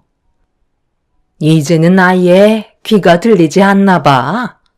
정력을 잃으면 균형 감각도 잃게 된다 하더구만. 그래서 비틀거리며 걸어오셨구만. 저기요, 사부인. 제 말 안 들려요? 듣지 못하시는 것 같아요. 몇 달 만에 얼굴 뵀는데 살도 많이 빠지셨고 이제는 귀도 아예 다치셨네요. 제가 알아보니까 수술을 받으면 좋아진다고 하던데 아마 결혼식 끝나고 수술 받으시려고 계획하고 계실 거예요. 제가 보호자로 가야 하니까 신혼여행 끝나고 가족 전부 여행 다녀와서 수술 날짜 잡으면 된다고 미리 얘기해 놓을게요. 엄마는 제 말이면 뭐든 다 듣거든요. 수술을 해도 부작용이 생기면 골치 아파질 수도 있는데 그렇게 된다면 제 결혼 생활에 지장이 많이 생기잖아요. 지금까지 저 혼자 살아오는 것도 얼마나 힘들었는데 엄마의 인생을 제가 책임지고 싶지는 않아요. 이건 저에게 정말 큰 기회이고 이게 저희 엄마의 삶인 거예요. 어차피 생명보험 들은 것도 저를 위해서 들은 거기 때문에 제 거 제가 가져가겠다는 건데 문제될 거 없는 거잖아요? 지금까지 정말 가난에 쩔어서 살아왔었는데 3억이라는 돈은 저희가 앞으로 결혼 생활하는데 정말 큰 도움이 된다고요. 귀가 들리지 않으니 사고 위험이 높고 균형 감각도 떨어져서 밤길의 절벽으로 떨어진 것 같다고 하면 누가 의심하겠어요? 아버님, 어머님께서도 증인이 되어주시니 사고사로 충분히 위장할 수 있어요. 나도 내 아들이 장애를 가진 사돈을 모시는 걸 솔직히 바라지 않고 있긴 했거든. 그런데 정말 괜찮을까? 솔직히 나는 너무 두렵고 걱정된다. 엄마는 이제 와서 왜 그런 말을 하시는 거예요? 예은이랑 저희가 얼마나 많은 시간을 계획하고 준비했는지 아시면서 그런 말이 나와요? 그래도 결혼식은 보고 세상 떠나시는 거니 그걸로 만족하시겠죠. 오늘은 기분 좋은 날이니까 다들 웃으시고 예은이 너도 장모님께 오늘만큼은 잘 챙겨드려. 그래도 마지막은 좋은 추억으로 남겨드리면 좋잖아. 그럼 곧 결혼식 시작하니 나는 먼저 나가서 준비하도록 할 테니까 그럼 나중에 보자고. 어머, 이 친구가 왜 말도 안 하고 혼자 싸돌아다니는 거야? 한참 찾았잖아. 이제 결혼식 시작한대. 빨리 가서 자리에 앉아야 한다고. 미리 준비해야지. 명희 딸이라서 그런지 미모를 쏙 빼닮았네. 오늘 결혼식 축하해요. 저는 명희랑 예전에 같이 일했었던 친구예요. 드레스가 너무 잘 어울리네. 아, 감사합니다. 한 번뿐인 결혼식이라 드레스에 신경을 많이 썼거든요. 3천만 원 정도 되는 드레스라 상당히 비싸 보이죠? 저희 엄마 귀가 안 들리셔서 여기까지 오시는데 많이 힘드셨을 텐데 정말 감사해요. 오늘 맛있는 음식 많이 준비되어 있으니까 양껏 드시고 가세요. 저희 엄마 잘 좀 부탁드릴게요. 예, 명희야. 너 아직 말 안 했어? 왜 아무 말도 하지 않고 멍하니 서 있는 거야? 명희가 몇 달 전에 수술했거든. 딸내미 놀래켜주겠다고 지금까지 비밀로 하고 있었어. 이제 전부 다 들을 수 있게 됐다니까. 수술 결과도 좋아서 일상생활하는데도 지장이 없을 정도라고. 얘, 너 뭐하고 있어? 오늘따라 왜 이렇게 이상한 거야? 뭐라고요? 저희 엄마가 수술을 하셨다고요? 그럼 지금 저희가 나누는 대화 소리를 전부 다 들으실 수 있다는 거예요? 방금 전까지 제가 물어봤을 때 안 들리신다고 고개를 끄덕이셨는데? 정말 확실한 거예요? 엄마, 내 말 들려요? 빨리 대답해 보세요. 그럼 좀 전에 나눴던 대화도 전부 다 듣고 계셨던 거예요? 그래, 전부 다 듣고 있었다. 저 사람들이 너 몰래 다른 곳에 숨어서 나누는 대화도 전부 들었었고, 네가 내 앞에서 방금 했던 말도 전부 다 들었다고. 딸이 저를 보며 사색이 된 얼굴로 물어보는 말에 대답을 하기 시작하자 자리를 지키고 있던 예비 사돈댁과 문 앞에 있던 예비 사위는 경악을 했고 딸은 상당한 충격을 받았는지 의자에 털썩 주저앉아 저를 멍하니 바라보고 있었습니다. 딸은 말을 더듬으면서 모든 걸 설명하겠다고 했지만 이미 전부 다 들어버린 상태였기 때문에 더 이상 대화를 섞을 필요도 없었습니다. 몸을 돌려 식장을 나가려고 하자 딸이 저를 붙잡더니 일단 결혼식은 끝내고 다시 얘기하자면서 해명할 기회를 달라고 애원했지만 이미 저는 너무 큰 배신을 느꼈기 때문에 더 이상 딸의 얼굴을 보고 싶지 않았어요. 제가 딸의 팔을 뿌리치며 신부 대기실에서 나가려는 순간 딸이 다시 한번 제 팔을 잡더니 눈물을 흘리기 시작하면서 그동안 자기가 살아왔던 삶에 대해 불만을 털어놓았네요. 내가 오죽했으면 그런 생각까지 했겠어요? 이 사람과 결혼하고 행복하게 사는 게 꿈이었는데 뭐만 하려고 하면 돈이 제 앞을 가로막았다고요. 저도 이런 생각 하고 싶지 않았어요. 그렇다고 엄마가 모아놓은 돈도 없잖아요. 아빠가 떠나면서 생긴 빚 갚는 것도 허덕이고 있는데 식당에서 일해서 버는 푼돈 가지고 저희를 도와줄 수도 없으니 저를 위해 생명보험 들어놓은 걸 가져가고 싶어서 그런 계획을 세울 수밖에 없었다고요.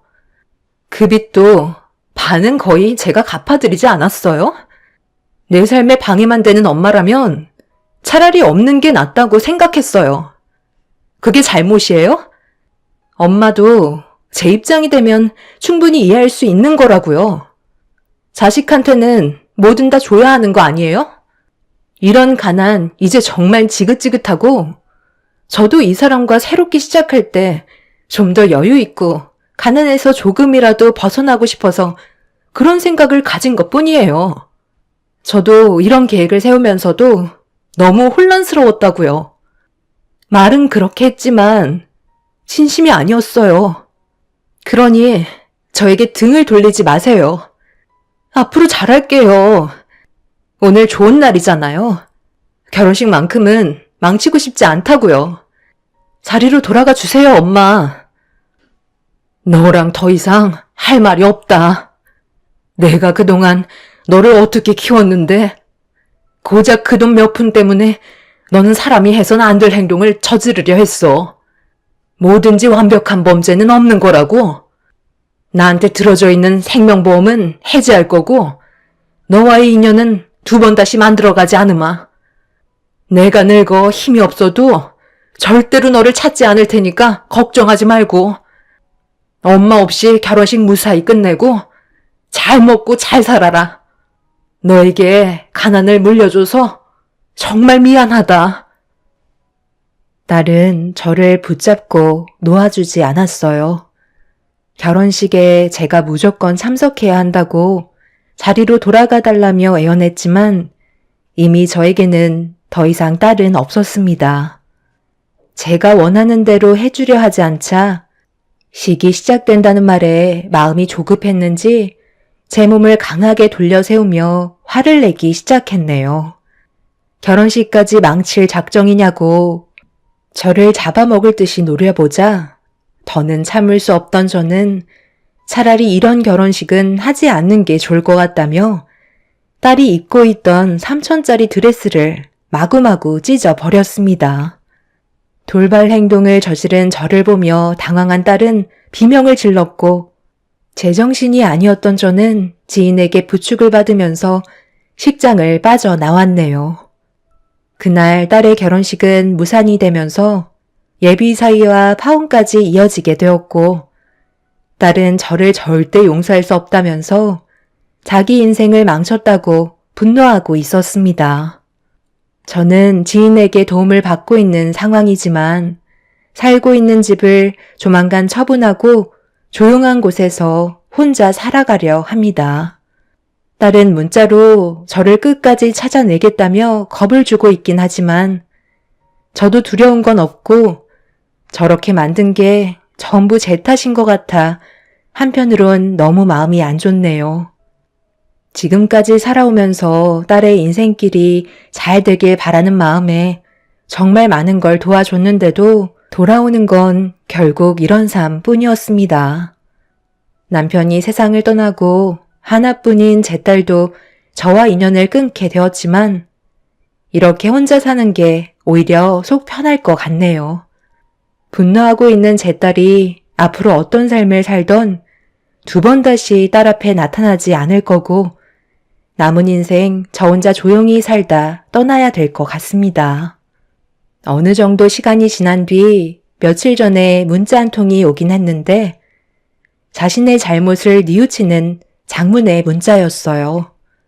하지만 저는 딸 앞에 나타나지 않으려고 그게 서로를 위한 길인 것 같습니다. 내일 핸드폰 번호도 바꾸려고 생각 중입니다. 제가 없는 삶을 원했기 때문에 딸이 원하는 대로 해주려고요.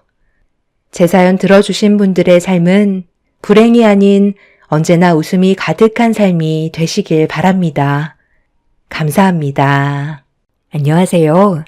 저는 동탄에 살고 있는 40대 초반 여자입니다. 3달 전에 시동생의 예식이 있었어요. 그리고 그날 상상하지 못했던 엄청난 일이 눈앞에 펼쳐졌고 결국 돌이킬 수 없는 결과로까지 이어지게 되었습니다. 시동생의 직업은 치과 의사로 시댁 집안의 자랑이에요. 어디를 가던 시모는 시동생 자랑만 하고 다닙니다. 반대로 남편은 파이프 가공 공장에서 일을 하고 있어서 기름 냄새 난다며 항상 창피하게 생각하셨습니다. 아내인 저로서는 기분이 안 좋을 수밖에 없었고 시어머니가 남편을 마음에 안 들어하는 만큼 저 또한 살갑게 다가갈 수 없겠더라고요.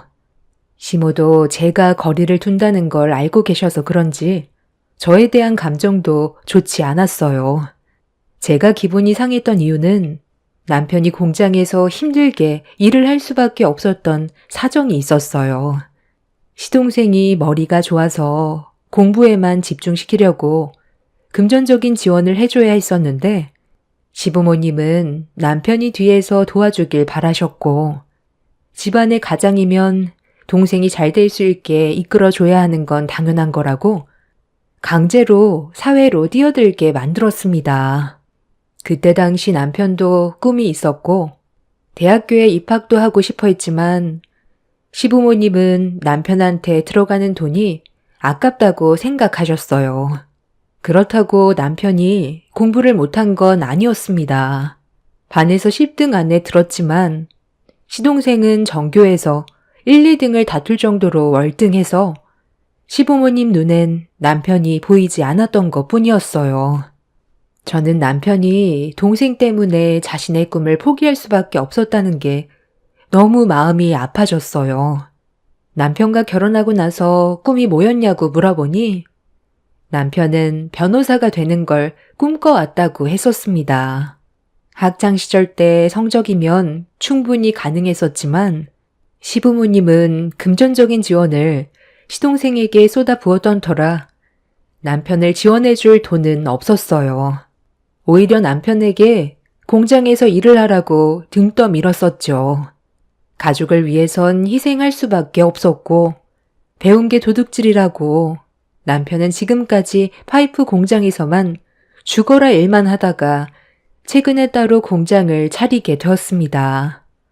아직 자리를 잡아가는 시점이라 눈에 띄게 많은 돈을 만질 수는 없지만 그래도 꾸준하게 상승하고 있어서 시간이 흐르면 좋은 결과도 얻을 수 있을 거라는 희망을 놓지 않고 있어요. 그리고 남편은 과거에 시동생이 잘 될 수 있게 도와준 걸 후회하지 않아요. 시동생 또한 항상 남편의 노력을 감사하게 생각했었습니다. 가끔 치과 일이 끝나고 퇴근하면 저희 집에 왔었는데 술 한잔하면서 남편이 얼마나 고생하며 살아왔었는지 들려줬었어요. 공부에 더 열중했던 것도 남편의 노력이 헛되지 않게 하려고 최선을 다했었다며 고마워했었고 시동생과의 관계는 나쁘지 않았어요. 하지만 시모는 남편과 시동생이 만나는 걸 마음에 들어하지 않았습니다. 지금이 시간이 몇 시인데 우리 막내 아들 집에 보내지 않고 아직까지 술을 마시고 있는 거니? 다음날 출근해야 되는데 너희들은 생각이 없는 거냐? 도련님이 애도 아니고 나이가 몇인데 혼자 알아서 판단하고 결정할 나이죠. 이제 들어가려고 자리에서 일어났어요. 형제끼리 시간 보낼 수도 있는 거잖아요. 우리 막내 아들이 곧 결혼하는 거 몰라? 앞으로 행동 하나하나 조심해야 되는데 이런 식으로 너희들이 계속 술 먹자고 끌어들이면 새며느리가 뭐라고 생각하겠어? 그쪽 집안 법조인인 거 모르는 것도 아니면서 괜히 쓸데없는 말 나왔다가 파혼이라도 당하면 네가 책임질 거니? 내가 좋게 얘기하면 죄송합니다 하면 되는 거지. 어디서 지금 토를 달고 있어? 그나들 좀 바꿔봐라. 할 말이 있으니까 좀 바꿔보라고. 너는 한 번 말하면 내 말 좀 들어라. 네, 전화 바꿨어요. 동생이랑 오래간만에 술 한잔 하고 싶어서 부른 거예요. 결혼하면 앞으로 시간 내기 더 힘든데 이 정도는 이해해 주실 수 있잖아요. 이해? 나보고 지금 이 상황을 이해해 달라고? 지금 시간을 보고도 그런 말이 나와? 12시가 넘어갔잖아. 나는 우리 세종이 이미지에 조금이라도 흠집 나는 걸 원하지 않는다고. 오늘이 마지막이다. 다음부터는 이런 쓸데없는 약속 잡지 말거라. 너 때문에 그 집안에서 한마디라도 나온다면 평생 얼굴 못 볼 줄 알아. 어머니는 맨날 세종이밖에 모르세요? 제가 이상한 사람도 아니고 동생이랑 오래간만에 술 한잔 하고 싶다는데 왜 그쪽 집안 눈치를 봐야 하는데요? 제가 창피하세요? 그런 파이프 가공 공장에서 일하는 너랑 치과 의사랑 어울린다고 생각하니? 다음날 출근해야 되는데 얼마나 피곤하겠어? 집에 오고 싶어도 형이라고 말도 못하는데 너는 눈치도 없니? 요즘 한창 결혼 준비 때문에 쉴 시간도 없는데 술 먹으면 다음날 무조건 지장 있는 거 알면서 생각 없이 행동하는 네가 정말 한심하게 보인다. 마지막으로 경고하는데 앞으로 2번 다시 세종이 불러서 술 먹지 말거라. 개인적인 자리를 아예 만들지를 마. 막내 아들 바꿔봐라. 아, 엄마. 제가 아까도 좀 늦을 거라고 했었잖아요. 엄마한테 형 집에 간다고 하면 가지 말라고 하도 난리칠까봐 일부러 말 안 하고 있었어요. 이렇게까지 안 해도 되잖아요. 그리고 다음날 일에 지장이 생길 정도로 술도 마시지 않았어요. 제가 이렇게 성공할 수 있었던 이유가 형이 희생해서 얻어낸 결과잖아요. 그래서 그동안 정말 고마웠다는 말도 좀 하고 싶어서 형이랑 형수 얼굴 보러 온 거예요. 엄마 아들 문제 없으니까 너무 예민하게 그러지 마세요. 엄마는 형이 그동안 얼마나 힘들었는지 옆에서 전부 지켜봤으면서 이제 목표 달성했으니까 필요 없다는 거예요, 뭐예요? 엄마가 형한테 따뜻한 말 한마디 해주면 좀 좋아요? 원래 장남은 다 그런 거야. 가족을 위해 희생하는 그런 삶이 당연한 건데 무슨 따뜻한 말이 필요하니? 엄마가 알아서 다 할 테니까 너는 결혼 준비에나 신경 써라. 이득되는 게 뭐가 있다고. 공장 기름 냄새 나는 거기에 가서 시간을 뺏기니? 엄마는 너 하나만 있으면 된다. 너희 형한테는 기대할 게 하나도 없다. 시동생은 시모의 말을 더 이상 듣고 싶지 않았는지 먼저 전화를 끊어버렸어요. 남편과 저는 시모가 뱉은 상처되는 말들이 너무 가슴 아프게 다가왔었습니다. 시동생은 괜히 와서 남편한테 상처 준 것 같다며 미안하다고 나중에 다시 연락 주겠다면서 시댁으로 돌아갔어요. 그날 남편은 술을 상당히 많이 마셨고 그동안의 고생을 알아주지 않는 시모에게 많이 서운했는지 결국 술잔에 눈물을 떨어뜨렸습니다. 제가 위로를 해줘도 소용없었고 감정이 북받쳐 오른 남편의 모습을 지켜볼 수밖에 없었던 저는 그날 이후 시모에 대한 안 좋은 감정이 쌓인 상태로 며칠 뒤 예식장을 찾아가게 되었습니다. 시동생의 결혼식 날 기분 좋게 가야 하는데 시모가 했던 말들이 머릿속에서 계속 떠올라 컨디션이 상당히 안 좋았었고 그렇게 시모의 얼굴을 마주하게 되자 웃으면서 인사를 할 수가 없었습니다. 좋은 날인데 너희들 표정이 왜 그 모양이야? 이제 하객들도 많이 올 텐데 인사할 때도 그런 표정 지을 거니? 이미지 관리 잘해라. 어떤 집안인지 다들 알지? 예비 동서네가 법조인 집안인 게 무슨 상관인데요? 저희가 왜 이렇게까지 표정 관리가 안 되는지 전혀 모르세요? 어머님이 며칠 전에 전화하셔서 했던 말 기억 못 하시는 건 아니죠?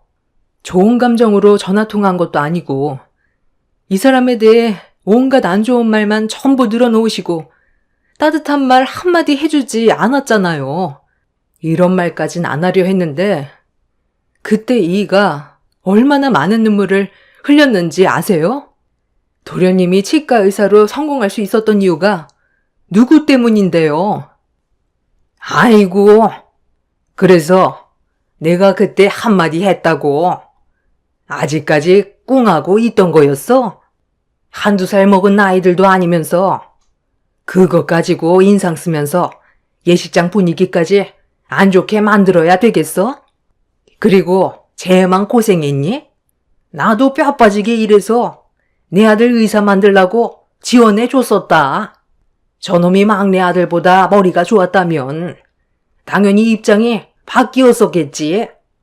자기 자신도 동생보다 머리가 좋지 않으니까 아무 말 하지 않고 도와준 건데 이제 와서 뭐 어쩌자는 건데? 너희들 예식 끝나고 따로 얼굴 좀 봐야 되겠다. 생각하는 것들 하곤 아주 틀려 먹었네.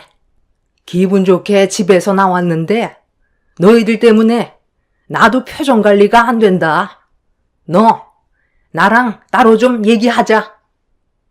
남편은 시모의 막말에 얼굴 표정이 일그러졌어요.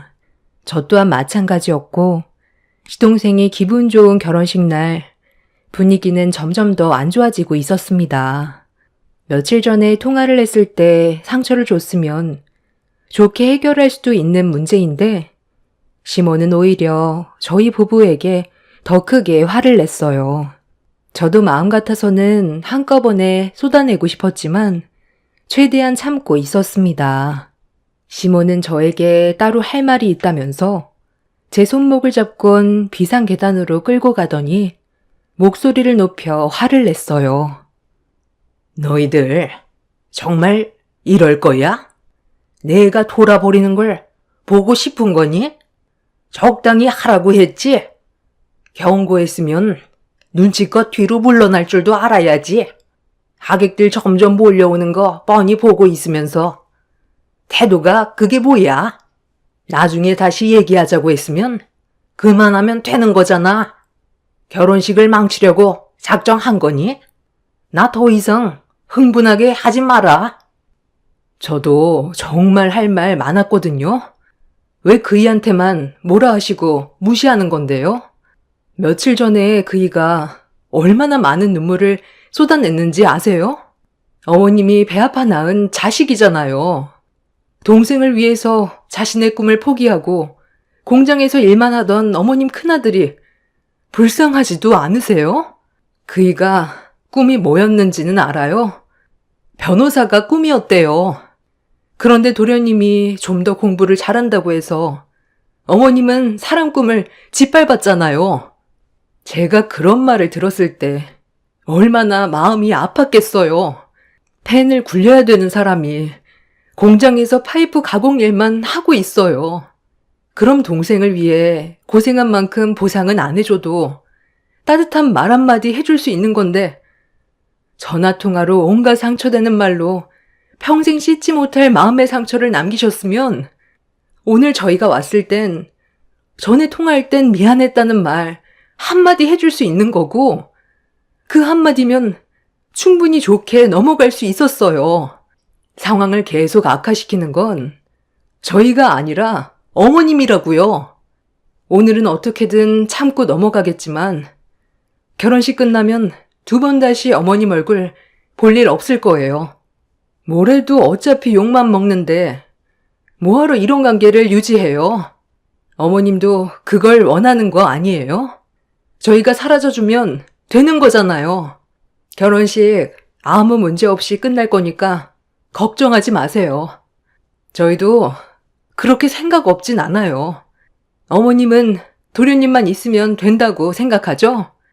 그이한테 상처 줬던 거 나중에 100배, 1000배로 돌아갈 거고 그때 돼서 땅을 치고 후회하셔봤자 어머님 곁엔 아무도 없을 거예요. 도련님도 어머님한텐 서운한 게 많던데요. 시모는 제 말이 끝나자마자 손을 높이 치켜 올렸어요. 저는 조금도 무서워하지 않고 시모를 노려봤고 흥분을 했는지 거칠게 숨을 내쉬더니 결혼식이 끝나면 좋게 넘어가지 않을 거라며 먼저 밖으로 나가셨습니다. 시모에게 그동안 쌓였던 말하지 못한 불만들을 한 번에 쏟아내서 그런지 온몸이 떨려왔었어요.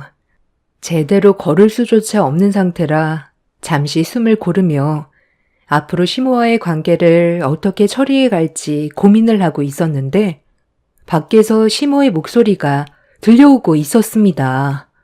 상당히 불쾌한 목소리가 신경 쓰이게 만들었고 또 남편한테 한 소리 하는 것 같아 힘겹게 자리에서 일어나 비상계단 문을 열고 밖으로 나왔는데 눈앞에 펼쳐진 광경은 저를 당황스럽게 만들었어요.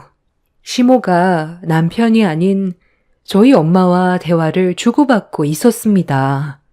저희 엄마가 시동생이 결혼한다는 건 알고는 있었는데 오실 줄은 몰랐었어요. 그렇다고 예식장 위치를 알려드린 것도 아니었는데 갑자기 나타나셔서 많이 당황스러웠었죠. 시모는 저희 엄마의 모습을 위아래로 훑어보더니 입고 있던 한복은 어디에서 구입한 거냐며 불편한 시선으로 바라봤습니다. 엄마는 시장에서 9만 원 주고 대여한 한복이라며 설명을 하셨는데 그 말을 듣자마자 얼굴에 온갖 짜증 섞인 표정으로 자기 아들의 결혼식 날 후질구레한 한복을 입고 왔다며 시댁 집안 개망신 주러 온 거냐면서 저희 엄마한테 예식장에 발도 들이지 말라는 막말을 퍼부었습니다. 시모의 성격이 고약한 건 충분히 알겠는데 그래도 도련님 결혼 축하해 주러 힘들게 왔으면 좋게 넘어가 줄 수 있는 걸 입고 있는 한복이 마음에 들지 않는다며 저희 엄마를 밀치는 행동은 결국 제 두 눈을 돌게 만들었습니다. 시모가 저희 엄마를 밀치자마자 저도 시모의 어깨를 사정없이 밀쳤어요. 그러자 시모는 저를 바라보면서 정신 나갔냐고 제 얼굴을 향해 사정없이 손을 올려쳤습니다. 엄마는 예식장에 도착하자마자 시모의 생각 없는 행동과 막말에 당황해하고 있었는데 제 얼굴에 손을 올린 행동을 보곤 이성의 끈을 놓아 버리셨어요. 시모의 머리채를 잡아 사정없이 흔들었고 시모도 저희 엄마의 한복을 갈갈이 찢어버리면서 예식이 시작되기도 전에 아수라장이 되어버렸습니다. 저도 엄마 편에 서서 시모에게 달려들었고 하객들이 몰려와 시모와 저희 모녀를 겨우 떨어뜨려 상황을 진정시켰습니다. 뒤이어 달려온 남편은 만신창이가 된 시모와 저희 모녀를 보곤 경악을 했어요. 남편은 예식장이 떠나갈 정도로 뭐 하는 짓이냐고 시모에게 소리를 질렀는데 그 순간 시부가 남편의 얼굴에 뺨을 올려쳤습니다. 예식장이 울릴 정도로 시부의 손바닥이 남편의 뺨을 강타하는 소리는 엄청났고 시부의 한마디에 남편은 두 주먹을 부들부들 떨었어요. 한바탕 난리가 나게 되자 시동생과 예비동선의 가족들도 저희가 있는 곳으로 달려왔고 시동생이 저한테 어떻게 된 일이냐며 남편을 향해 다시 손을 올리려던 시부를 막아서며 화를 냈어요. 도대체 이게 다 뭐하는 짓이에요? 오늘 무슨 날인지 모르는 것도 아니면서 그냥 조용히 넘어갈 순 없었던 거예요? 지금 이 상태로 어떻게 결혼식을 올려요? 이게 우리 탓이야? 저놈이 며느리 하나 잘못 들여서 이런 사태가 벌어졌으니 당연히 잘못한 놈이 맞아야지. 끼리끼리 만난다더니 너희들 때문에 결혼 파투나게 생겼으니 그에 따른 손해배상 너희들이 알아서 보상해라.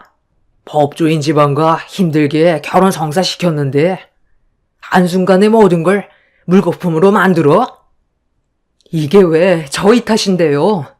어머님이 먼저 시작한 거라고요.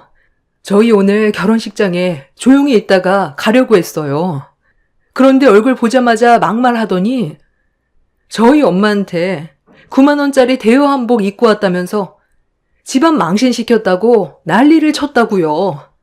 도련님 결혼식 축하해 주려고 먼 길을 오셨는데 이게 맞는 거예요? 이런 은혜도 모르는 썩어빠진 집구석. 평생 얼굴 안 보고 살면 되잖아.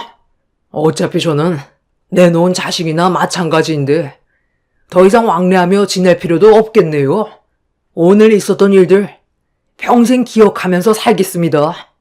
나이 들어 병 들어 세상을 떠난다 해도 장례식장에 발도 들이지 않을 거니 그런 줄 아세요? 동생아, 오늘 결혼식 망친 거 정말 미안하다. 남편은 저희 엄마를 부축해드리면서 밖으로 나가자며 그 자리를 피하려 했는데 그 순간 예비 동서가 저희 엄마를 불렀어요. 엄마도 동서의 얼굴을 보더니 결혼식 축하해 주려고 왔는데 갑자기 일이 이상하게 흘러갔다며 난감한 표정으로 예비 동서를 바라보고 있었습니다. 저희 엄마와 예비 동서와의 관계를 가족 전체가 아무도 모르고 있었어요. 알고 보니 엄마는 시동생 결혼식을 온 게 아닌 예비 동서의 초대를 받아 결혼식에 온 거였습니다. 시모는 어떻게 된 상황이냐며 말을 더듬거리면서 식은땀까지 흘렸어요. 예비 동서는 한숨을 쉬면서 입을 열었고 저희는 전혀 예상하지 못했던 엄마와 예비 동서의 사이를 듣게 되었습니다. 어머니, 괜찮으세요? 아니, 어떻게 이런 일이... 어머니께서 5년 전에 제가 일하는 곳에 의뢰인으로 찾아오셨던 적이 있었어요. 그때 사기를 당한 적이 있어서 상담을 받으려고 오셨는데 크게 어려운 사건은 아니라 쉽게 해결을 했었거든요. 어머니께선 사기당한 돈을 돌려받지 못할까봐 잠 한숨 못 자면서 힘들어 하셨던 게 해결이 되니 많이 고마우셨는지 정성이 담긴 도시락을 싸가지고 오셨어요. 그때 당시 제가 일이 바빠 집에 3달 동안 가지 못했었거든요. 그런데 정말 오래간만에 어머니께서 해주신 도시락을 보니 너무 감사했었고 그렇게 식사를 하면서 좋은 대화를 주고받고 있었는데 그때가 점심시간이라 다른 직원들은 식사를 하러 밖으로 나간 상태였고 저와 어머니만 있었던 상황이었어요. 그런데 모자를 푹 눌러 쓴 한 남자가 저희 사무실에 들어오더니 갑자기 흉기를 꺼내들어 저에게 달려들길래 영문도 모른 채 위협을 받았는데 알고 보니 범행을 저지르려 했던 남자는 예전에 제가 담당했던 의뢰인이었어요. 그때 당시 그 의뢰인이 잘못한 거라 결국 패소를 했는데 제가 변호를 못해 법정에서 지게 된 거라며 분노를 품고 있었고 절대 해선 안 될 행동을 저지르려 했었죠. 저는 아무것도 하지 못한 채 몸이 벽돌처럼 굳어 있었는데 한쪽 구석에 웅크리고 있던 어머니께서 제가 다치기라도 할까봐 뒤에서 그 의뢰인을 덮쳤고 몸싸움이 벌어졌었죠. 저도 그때를 놓치지 않고 남자 손에 쥐고 있던 흉기를 쳐낸 뒤 사무실 안에서 한바탕 난리가 났었는데 때마침 직원분들이 오셔서 상황을 마무리 지을 수가 있었어요. 만약 그때 어머니께서 제 옆에 없었다면 저는 어쩌면 이 세상 사람이 아니었을지도 모르는 아찔한 상황이었어요. 그날 이후로 저는 어머니와 가끔 만나서 식사도 대접해드리고 그때의 고마움을 잊지 않고 지금까지 관계를 지속해오고 있었어요. 그런데 예비 형님의 어머니실 줄은 정말 상상도 못했었네요. 변호사였던 예비 동서의 충격적인 말을 듣게 되자 시부모도 많이 당황했는지 그제야 사태의 심각성을 인지했어요. 예전에 저희 엄마가 지인한테 돈을 빌려준 적이 있었는데 받지를 못해서 힘들어했던 적이 있었거든요. 그런데 변호사가 되돌려 받을 수 있게 해결해 줬다며 좋아했었는데 그 사람이 예비 동서였을 줄은 상상조차 하지 못했었죠. 엄마는 시동생이 결혼한다는 사실을 알았지만 제가 위치를 알려주지 않았기 때문에 올 수 있는 방법이 없었는데 갑자기 제 앞에 나타나서 많이 놀랐었거든요. 그런데 예비 동서의 결혼식을 축하해 주려고 온 거였다는 걸 뒤늦게 알게 된 거였죠. 시모는 그제야 저희 엄마를 잘못 건드렸다는 걸 직감했는지 엄마 앞으로 조심스럽게 다가가더니 좀 전에 했던 인간 이하의 짓을 저지른 행동에 대해 용서를 구했어요. 하지만 이미 엄마나 저나 너무 큰 상처를 받았었고 만신창이가 되어버린 엄마의 모습이 충격적이었던 터라 쉽게 진정이 되지 않더군요. 지금 이 사태를 어떻게 수습하실 거예요? 어떤 상황인지도 모르고 무작정 일부터 저질러 버린 거예요? 제가 치과 의사면 뭐해요? 엄마가 이렇게 생각 없이 막무가내로 행동해서 결국 이 결혼 파혼되게 생겼잖아요. 엄마는 그 성격이 문제예요. 무작정 성격대로 들이받으려 해서 될 것도 안 된다고요. 내가 알았으면 이렇게 나왔겠니? 안 쓰더니 예식장에 왔을 때 당연히 우리 쪽인 줄 알았지. 예비 며느리 쪽인 줄 알았겠냐고. 너희들도 몰랐잖아. 그러니까 이건 충분히 실수할 수 있던 문제였고 용서도 받을 수 있다. 사돈, 상황을 심각하게 만들지 말고 일단 저희 조용히 해결합시다. 제 막내 아들 결혼은 해야죠. 지금 상황을 이 지경으로 만들어 놓고 결혼식을 하겠다고요? 저는 딸 같은 정 변호사가 솔직히 이런 집안과 엮이는 거 반대네요. 능력 좋고 마음씨도 고운 정변이 고생길 훤한데 이 결혼 성사되길 바라는 게 정상이겠어요? 제 한복 갈갈이 찢은 것도 충격인데 제 딸 얼굴에 손을 올린 행동에 대해서도 절대로 용서할 수가 없습니다. 정 변호사님, 이번에도 제가 의뢰를 신청해야 될 것 같은데요. 여기 예식장에 CCTV에도 전부 찍혀 있을 테니 저 사람을 상대로 법정 소송 준비해 줄 수 있나요? 우리 가족이 받은 상처에 대해 저 사람들이 처벌을 받았으면 좋겠어요. 그렇게 해줄 수 있죠?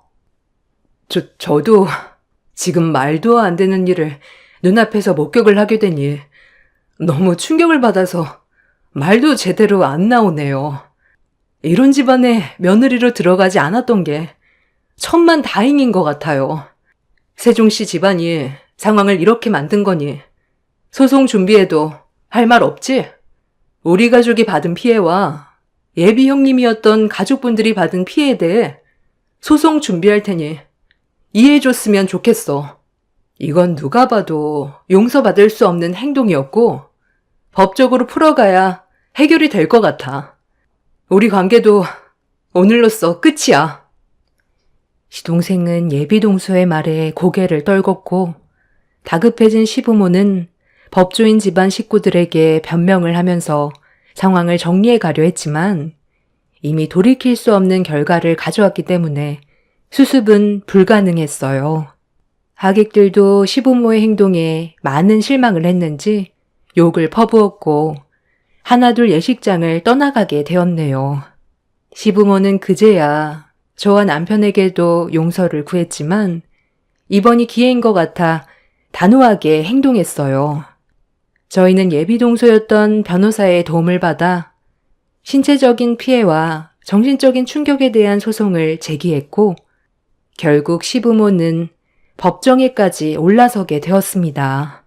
본인들의 잘못을 인정한 뒤로 위자료까지 전부 다 받아내었고 시부모의 곁에는 시동생도 떠나고 저희 부부도 연락을 끊어버린 채 살고 있는 중입니다. 시간이 지나도 용서는 힘들 것 같아요. 이 문제로 시부모는 자기 자식들의 얼굴을 평생 볼 수 없다는 게 불안했는지 시동생의 치과에도 찾아오고 남편의 공장에도 찾아와서 용서를 구하고 있습니다. 두 자식들이 떠나버리면 결국 본인들이 제일 많은 피해를 보게 될 거라는 걸 뒤늦게 알게 된 상황인 거죠. 이미 두 형제는 확고하게 결정했고 현재 이사까지 고려하고 있습니다. 자식이 곁에 있을 때 잘하라는 말이 있잖아요. 본인들 잘못으로 떠나보냈으니 남은 인생 늙고 병들어 외롭게 보내셔야지 어쩌겠어요. 정말 지긋지긋했던 악연 끊어낼 수 있어서 속이 다 후련합니다. 제 사연 들어주신 분들 감사합니다.